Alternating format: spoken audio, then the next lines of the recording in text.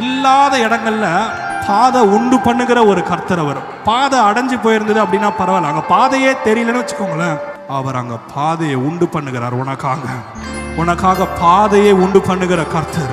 நீ நடக்கிறதுக்கு உனக்கு பாதையை உண்டு பண்ணுகிறார். அந்த பாதை உனக்கான பாதை.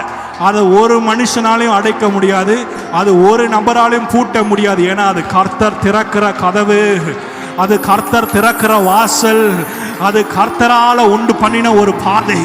அதை ஒரு மனிதனாலும் உனக்கு விரோதமாய் எழும்பும் ஒரு ஆயுதமும் அது வாய்க்காமலே போகும். என் வலது பக்கத்துல 1000 பேரும் என் இடது பக்கத்துல 10,000 பேர் வந்தாலும் அது ஒரு காலமும் என்னை அணுகாது, அது ஒரு காலமும் என்னை அணுகாது. ஏன்னா கர்த்தரே அதற்கு பதிலாவார். கர்த்தரே காரியங்களை சாத்தியமாக மாற்றுவார். கர்த்தரே காரியங்களை நன்மைக்கு ஏதுவாய் முடிப்பார்.